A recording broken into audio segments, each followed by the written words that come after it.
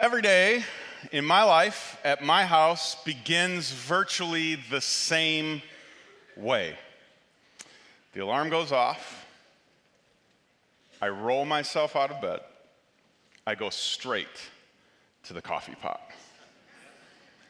I'd love to say I go straight to my Bible, but I don't really know anything that's in there until I'm fully awake anyway. So, coffee pot first.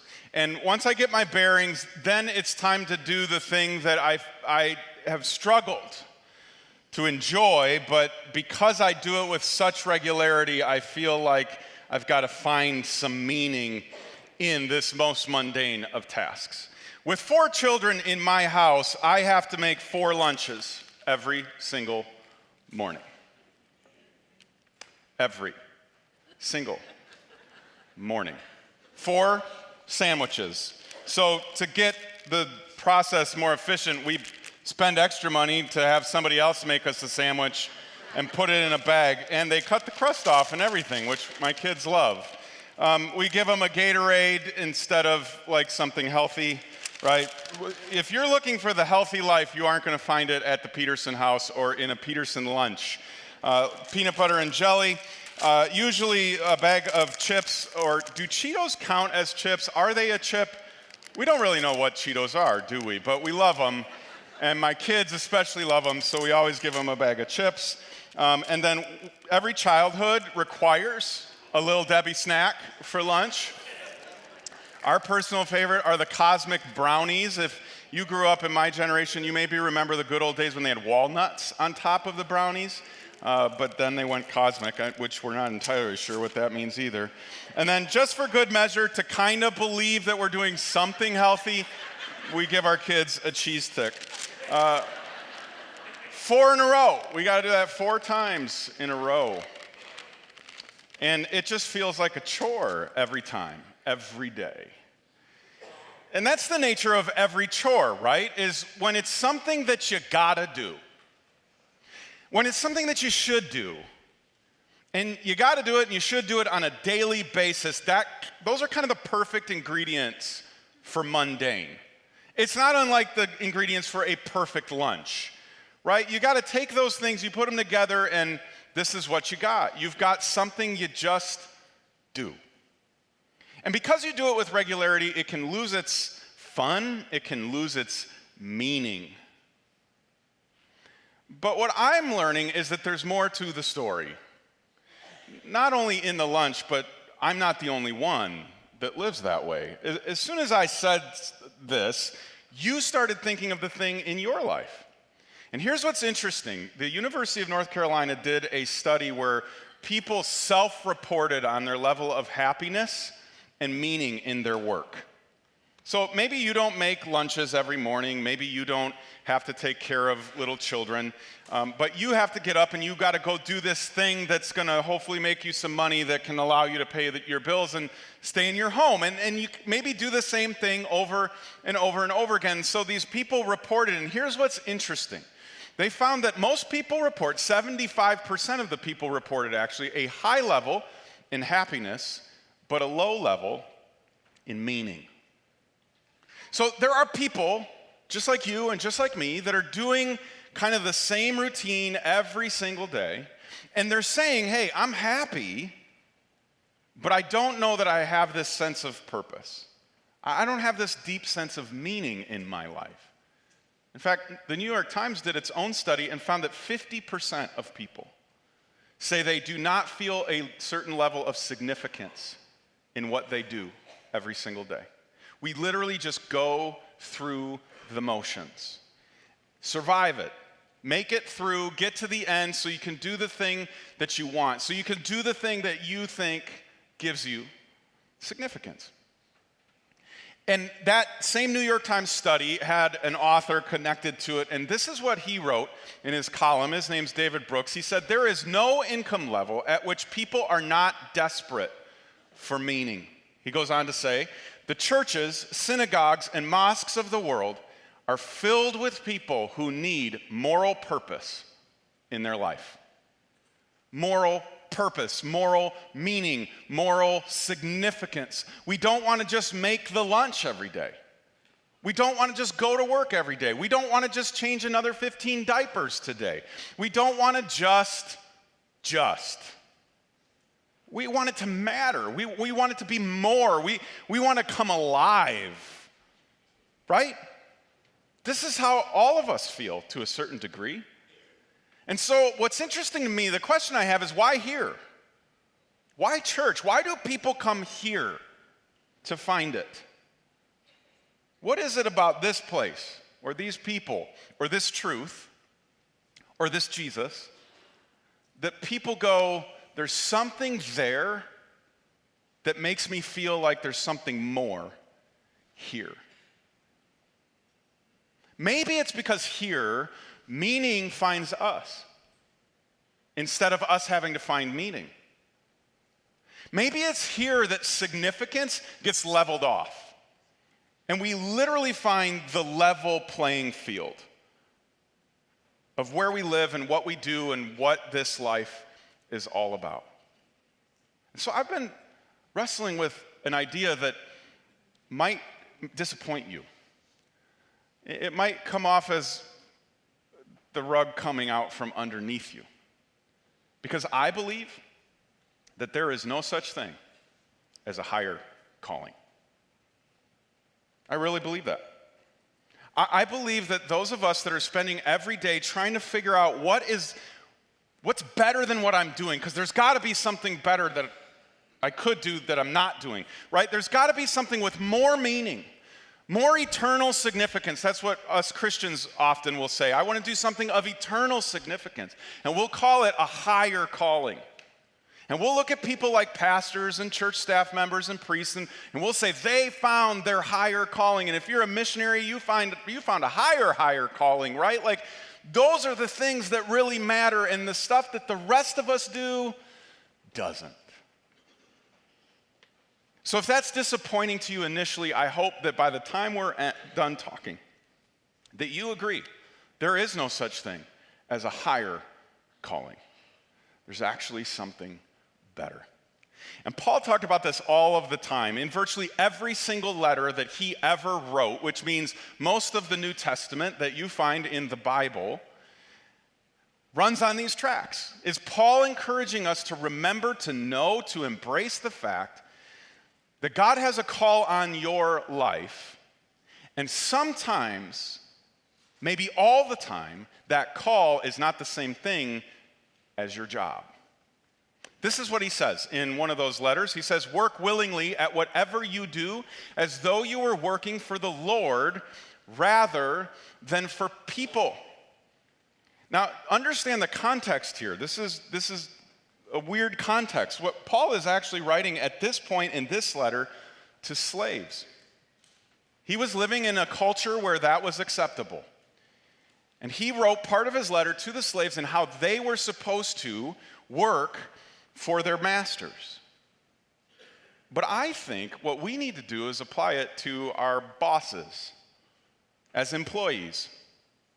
For some of us moms and dads that stay at home and that's our job, our children, right? And Paul says, work for them willingly. Now, here's what's interesting. Because of that context, you might be tempted to think what Paul is saying is that you're being forced to work against your will, so you need to just give up your will and willfully work for the people. And I think he's getting at something different. I think he's teaching us to work determined.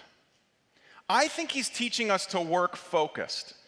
I think he's teaching us to determine what our work is really all about and who our work is actually for. It's to be conscious in it. It's to think about it. It's to label it something different and not just slap the label on and then it be the same, but allow that label to permeate down into every day so that it actually is something different. It's working with purpose. And so I come back to this idea. Working with a sense of purpose day in and day out is an act of the will. You have to decide that. This is another one of those things where we have a tendency, whether you are a Christian or not, to sit on a chair with your arms wide open and go, life or universe, or if you're a Christian, God, will you just hit me with it? We talked about that last week, right? Like a lot of us will just sit, God, hit me with meaning and significance and purpose. Just lay it on me, I'm ready. But what Paul says is, no. You have to decide that that's how it's going to be. You have to determine it for yourself. You have to do it on purpose. It's not going to happen accidentally. And so for all of us, whatever our job is, whether it's in an office, on the road, at home, it's an act of will to do all of it on purpose. It's an act of will to do it with purpose. Now the question becomes, what are we willing? What are we determining in our minds? What are we trying to do on purpose? Well, Paul would say it's work for the Lord. Work for the Lord. Like literally think of your job as a job that God is the boss of. Initially, and almost automatically, that changes the game, right? Like when you stop putting boss on the person that tells you what to do, and you start putting boss on Jesus as if he runs the place, well, you're going to do your job differently. I'd do my job differently. Try this next time. Just pick the most monotonous, mundane task, like making lunches or loading the dishwasher, right? Like I still say I do the dishes, which is cheating because all I really do is put them in a box and the box does it for me. But ask yourself, what if Jesus had asked me to load this dishwasher? And you're like, well, Jesus would never ask you to load a dishwasher. What Paul says, though, is whatever you do. Not the important things. Not the things that are going to get noticed. Whatever you do, all things included. Nothing barred from this equation. Do it as though you are doing it for the Lord himself. And when Paul says the Lord, he's talking about Jesus. What if Jesus asked you to watch that child? What if Jesus asked you to fill out that report? What if Jesus asked you to come to that meeting? I don't know about you, but I'm going. And I'm going to probably go with a smile on my face because it's Jesus. And it's not so-and-so. But that doesn't just happen. That's not like tomorrow you're going to magically wake up and think that way. You're going to have to decide it. You're going to have to make your job a Christian job. You know that, right? In my book, maybe I'm wrong, every job is a Christian job if Christians are doing the job. And so you could think of it like this. We got to stop thinking full-time Christians are the people that are full-time at a church. People in full-time ministry aren't the only full-time Christians. You're a full-time Christian too. That's like your gig, that's your life, that's your job. And wherever you go, you take that job with you. No matter what that job is. And sometimes I get the privilege of having lunch with somebody from our community, and I will ask if I can have lunch at their job. I love to go to people's work and see what they do. Because they're there. They're representing Jesus. They're being like Jesus in every facet of that job. And so I look at it and go, awesome, they brought church to work with them.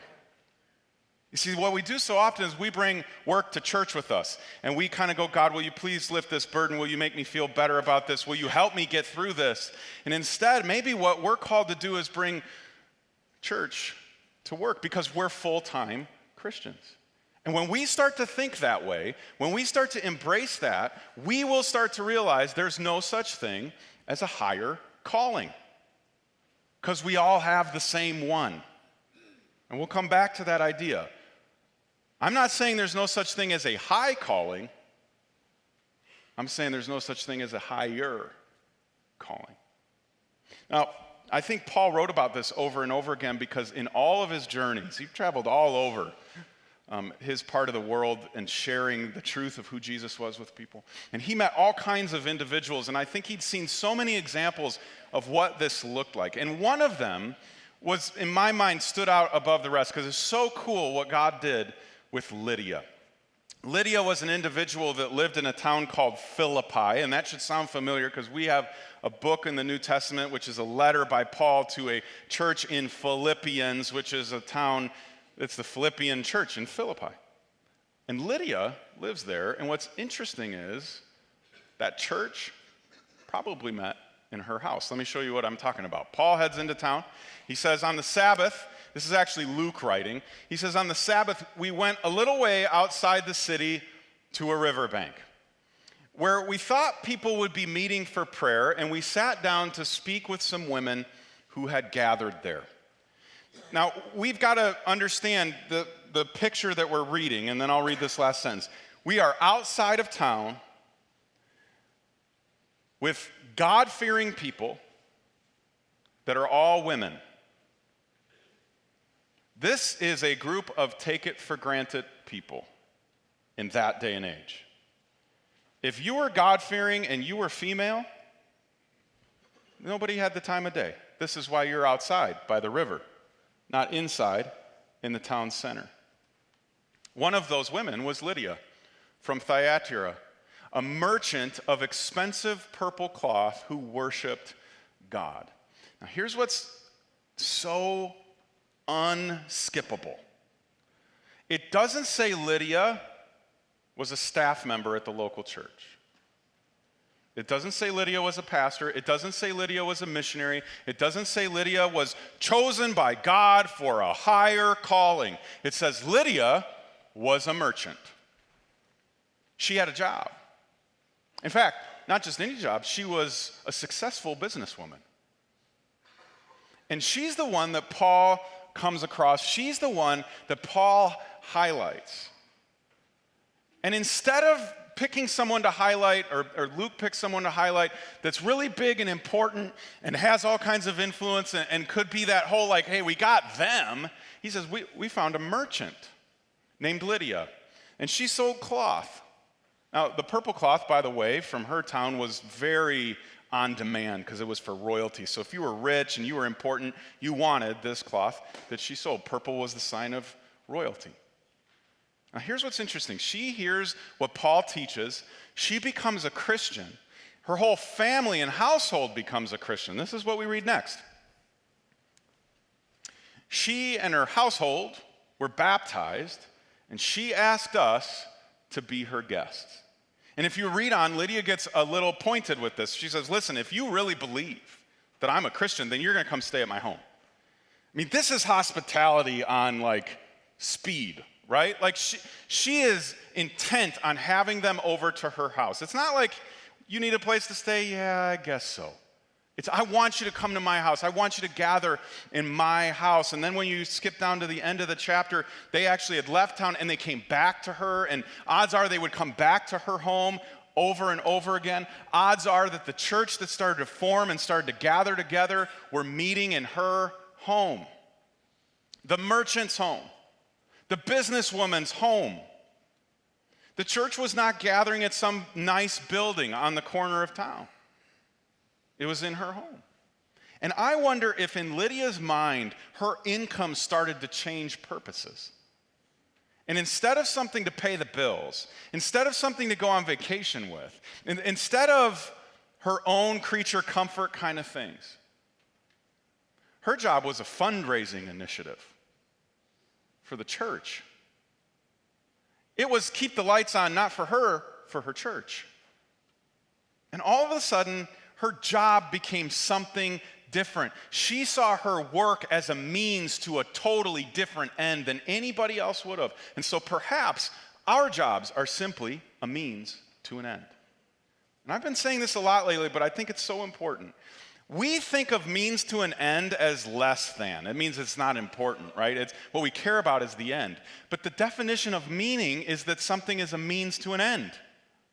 You ever thought about that?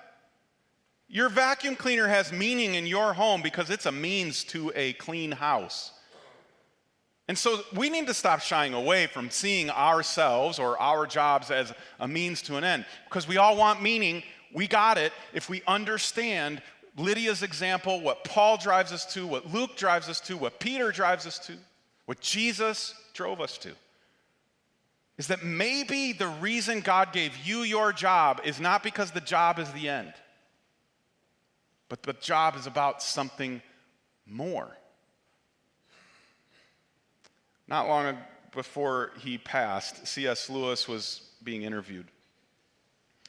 And they posed this question to him. They said, Mr. Lewis, do you think we need more Christian writers? Like, do we need more people writing things about Christianity? Do we need more people that are going to publish Christian books? And C.S. Lewis, if you've never read anything by him, read him. He paused, and he looked at them, and he said, I don't believe we need more Christian writers. We need more writers that are Christians. And there was another time he talked about shoemakers. He said a Christian shoemaker is not somebody that puts a cross on every single shoe. A Christian shoemaker is a person who makes the best shoe possible and sells it at a fair price.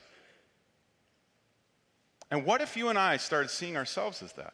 You see, we so slip into this mentality that a higher calling is when we do Christian fill in the blank.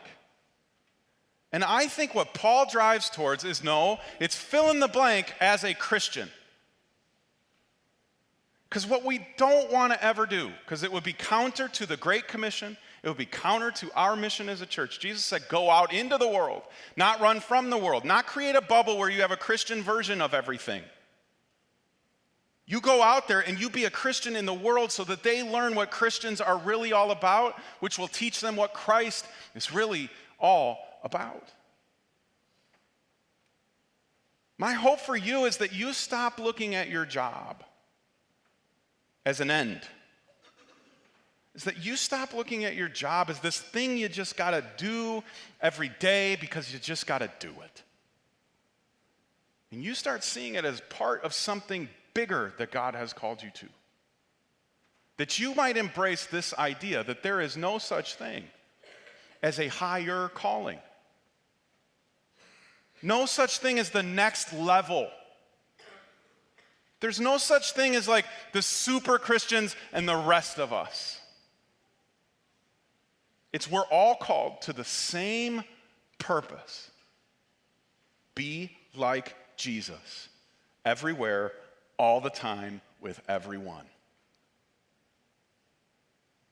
So what does it look like for us in the days ahead, the weeks ahead, months ahead, and the rest of our careers to go into our jobs and stop seeing them as just the thing to get through for the day?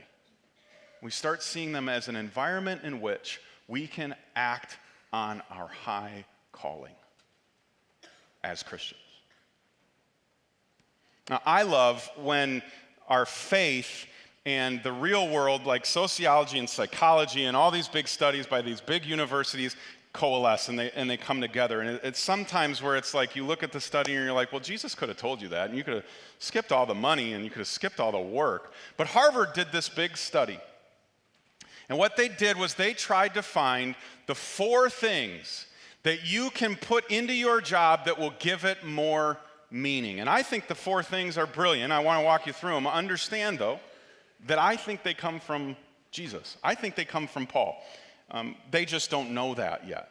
The first thing they said to do was attach what you do at work to serve, to serving someone else. So instead of seeing it as a task that needs to get done, you see the person beyond the task. Who is the task for? Who am I helping? That's the question that we should all ask.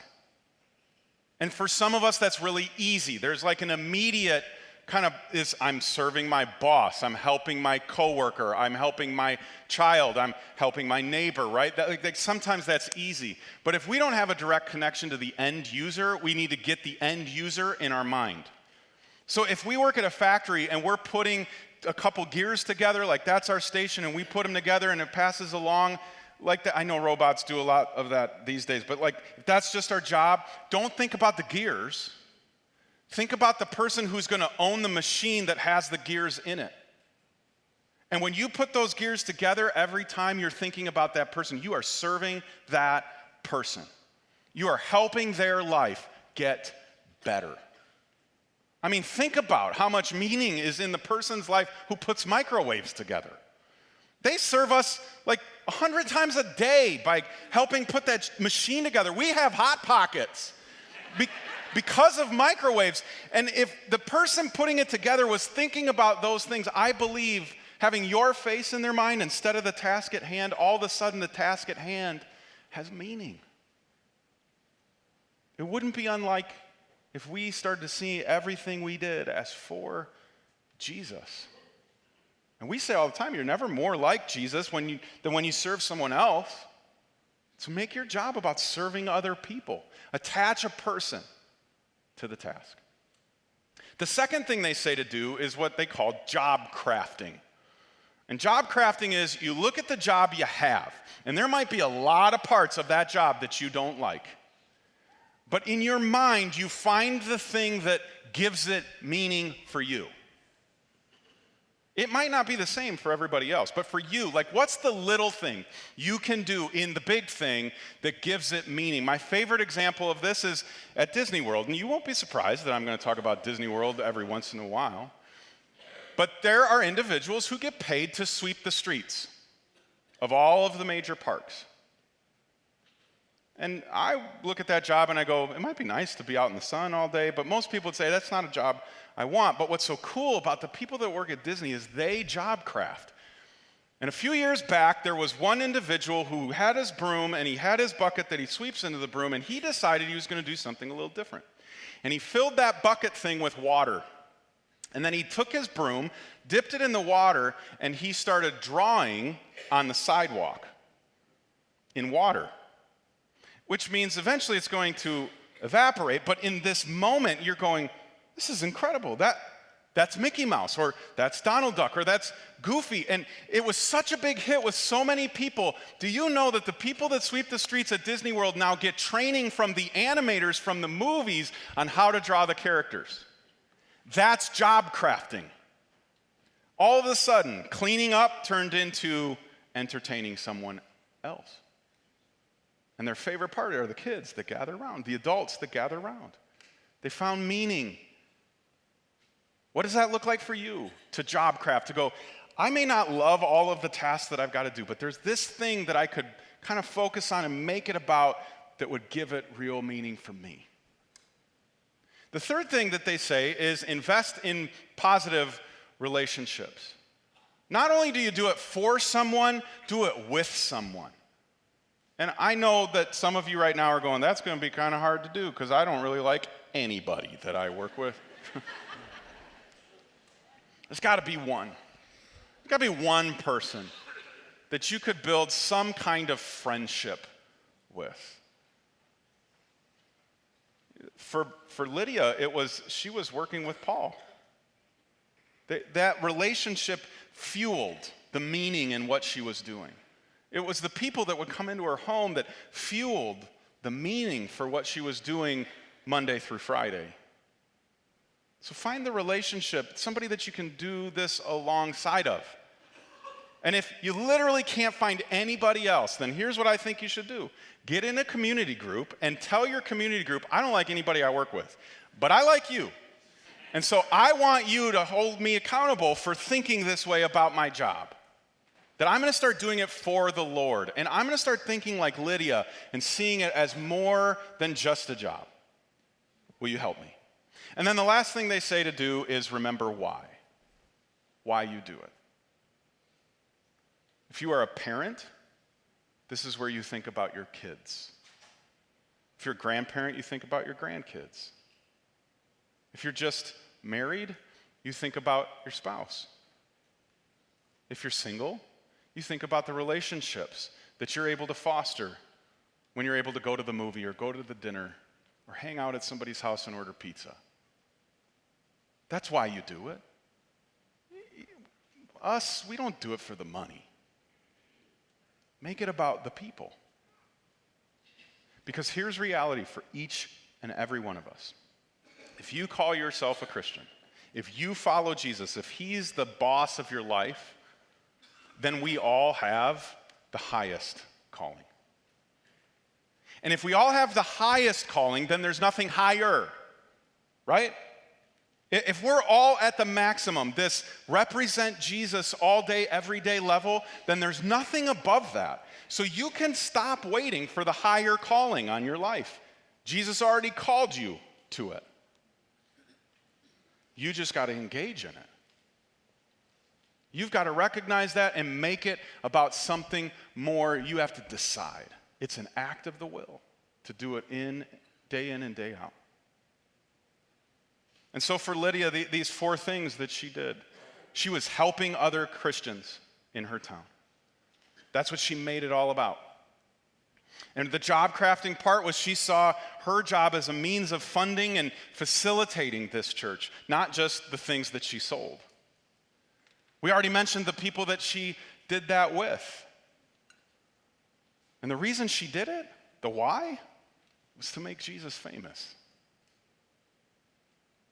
And all of a sudden, there's meaning in the mundane moments of her life. And so for me, when it comes to making these lunches, I'll just tell you why. Here's who I do this for. My wife. I make the lunches every single morning so she can sleep. Because everything in our house is loud and broken. She is the one woman in that space. She deserves to sleep. And so the least I can do is make a few lunches in the morning. I attach her face to this bag every morning. And the people I do it with are my boys. They're up because they're getting ready to go to school. This is an opportunity for me to invest in my relationship with them. And so we'll talk, do you want the cosmic brownie today or do you want the oatmeal pie? Which is like number 2 in my book, right? And the reason why I do it, honestly, and this is not like me trying to give you the pastor answer, the reason why I do it is because I believe that my sons are going to shape their understanding of God the Father around how I father them here on earth.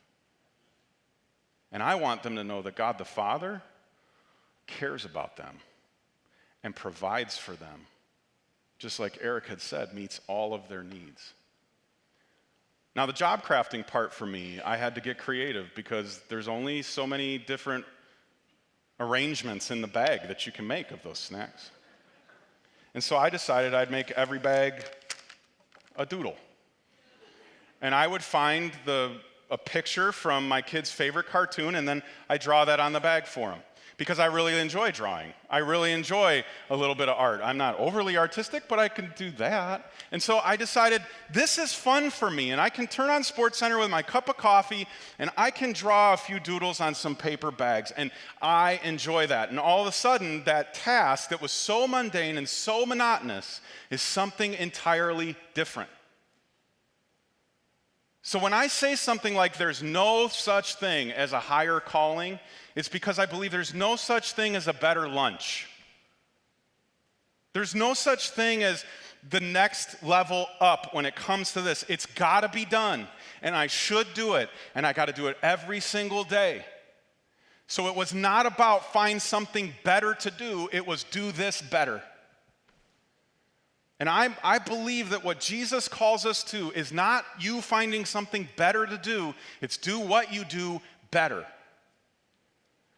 Can you imagine for just a minute what your job would become if you saw it as working for the Lord, no matter what it was, like he's the boss of your company, you now have, if that's the case, you now have 40 plus hours a week of worship. You have 40 plus hours a week of communion with him. Think about the meaning that gets infused in that. And all of a sudden, instead of it being about you, it's about everybody else. It's about the people you work with. It's about the people you provide for. The meaning gets infused into what you're doing, and you never had to leave the office. You never had to leave the plant. You never had to leave your house because it was already there. You just had to find it. It was already there because God has called you to the highest of callings, being Jesus in this world. And then he gave you an environment in which to do it. There's no such thing as a higher calling, not because we don't have a high calling, but because we all have the highest calling. And so the ordinary moments are filled with meaning, and they become magnificent because you see God there. And in this case, you do what you do for God there. Let's pray. Lord, as we get ready to head into our weeks, and we get ready to head into our jobs and do what it is that you've given us to do, my prayer is that we would stop looking to the sides, or we would stop looking forward, and we would be fully present as your followers in what it is that we're doing. Help us to think like Lydia thought. Help us to see our 9 to 5, not just as our 9 to 5, but as this opportunity you've given us to have real meaning. And not in the work, but in what the work serves, or who the work serves. Help us to see that this week, will you please? Help us to not go through 1 minute without seeing you in it. We love you, and we thank you for being a God that's present with us in even our mundane moments. In Jesus' name, amen.